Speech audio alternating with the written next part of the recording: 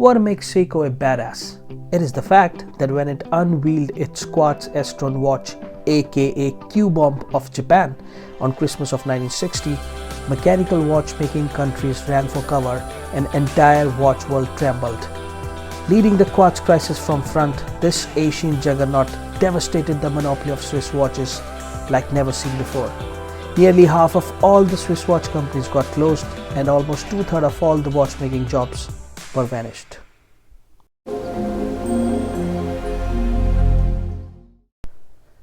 Namaste and welcome to another watch video on my YouTube channel. Thanks for your love, like, subscribe and comments. Today I'm going to introduce you to my latest purchase, which I bought for mainly two reasons. Reason number one, since Seiko is the Optimus Prime of Quartz world, so I wanted to get a Seiko Quartz watch for my collection. There was a void that has to be filled once I parted with my lovely Seiko Flighty that I sold recently. And reason number two, I have been lusting after Panda style dials lately, and this acquisition is to scratch my long time itch of owning one. My wish was Breitling-ish, but my budget was Seiko-ish. So here I am with a heavy dose of reality, and believe me, I'm thoroughly enjoying my decision. This is an approx 42.5mm quartz watch made by a brand who's numero uno of ticking world. Model number of this Seiko inverse Panda dial watch is SKS595P1. And for my uninitiated watchers, a Panda dial is a watch with a light color dial and sub-elements in dark tones on it. The most common Panda setup is a chronograph with a white dial and 3 black sub-dials, wherein an inverse Panda dial watch has a dark dial with contrasting light colored sub-dials such as this watch. This watch has a case thickness of around 12mm and lug to lug is just over 48mm. Lug width is 20mm and it weighs around 80 grams. Case material is stainless steel and dial windows of hardlex glass. It comes with a pin buckle black leather strap. It offers water resistance up to 100 meters, and if you buy it from Seiko directly, you get 2 years of warranty. It has a proportioned case and doesn't look too big or too small on my approximate 18cm wrist. What primarily sold me on this watch was its style. Its base is black with greyish hue. On it are 3 proportionate sub-dials. Not pure white, more of an off-white or snow white shade of white color. The watch has a second timer, 60-minute timer and 24-hour display. There is a useful date window neatly tucked at 4:30. One unique feature of this watch is its skeletonized sword style hands. Love it or hate it, there are plenty of chronos out there. However, very few have the see-through hour minute hands that actually let you see the chrono hands all the time.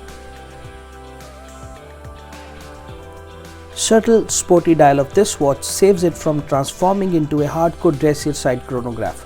Around the dial there is neat number markings and applied metallic baton style indices gives it a rich look.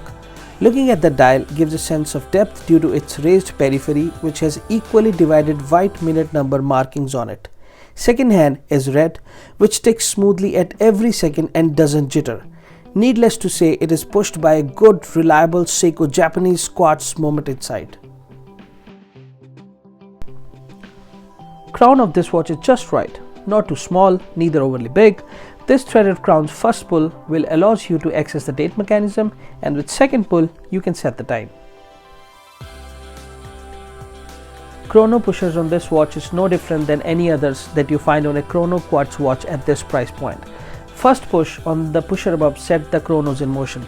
Sub-dial at 6 will start to crank 1 second at a time, and once it has completed 60 seconds, sub-dial on the left will move ahead a step. Another cool thing about this chronograph arrangement is that once it stops the running chronograph by pressing the first pusher and press the second pusher to reset the chrono hand, the sub-dial hand at 6 o'clock will make as many as backward rotations as many minutes it has counted. And with every completed rotation, minute sub-hand will go back 1 step at a time too. This happens for the period of first 30 minutes, and then if the counter has crossed 30 minutes mark, the sub-dial hands at 6 o'clock will make as many as forward circulation rotation as many minutes it has required to reach to 60 minutes mark. A bit confusing? That's it. On the top there is smooth polished stainless steel bezel and it has polished side profiling. Brushing can be found on the curvy lugs. Case back is brushed closed, forming a base between your wrist and watch frame. If you place this watch on a flat surface, you can see it gives the impression of being little elevated from the surface. This is due to the fact that watch frame is resting on the slightly raised case back and curved lugs. In my opinion, I think it has a casual, classy appeal to it. It is versatile, and like in the case of most of Seiko's, it is well finished to the point that it punches above its weight. Now if I talk about one downside of this watch, then that would be the complete absence of loop. There is not a fraction of thought given to the fact that one might like to use this watch or its features at night or in the dark. Probably Seiko designer wanted to keep it in the dress watch category after all. Anyways, I seriously wished it to have some loom, but as they say, nothing is perfect. It is what it is. Regarding the anti-reflective coating, we all know Seiko is not big on that. One of the reasons with watches like such is that the hardlex has no glare related issues which you might see in sapphire or other glass varieties. Also, although sapphire is a lot more scratch resistance than hardlex, but it can shatter upon a very hard impact. Hardlex, on the other hand, tends to crack first, then shatter into small shards. Regarding the wearability, this watch is very comfortable and wears lightly on the wrist. Quartz movement inside the case is accurate and reliable like a Japanese bullet train. In the end, I would say this is a classy watch. If an inexpensive Panda dial from a reputed brand you are eyeing, then this is money well spent. Seiko is a good wine that needs no bush. It is a Godzilla of watch world. For some reason, and I don't know why, this watch makes me feel as if this could be the second watch that Walter White of Breaking Bad would own after that nerdy calculator watch from Casio and before he became a meth kingpin and started wearing a Tag Heuer Monaco chronograph. Anyways, back to the reality. So until you save up for a mechanical chrono biggie like Monaco or Speedy, there is no harm in enjoying this. Light on the pocket, heavy on fun, and practical for a lifetime piece. I bought it on Amazon for around $200 US. I'll share the link in the description for you to check out.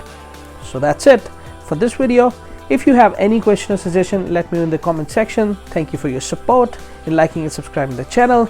Take care, bye bye, and see you in the next video, watchers.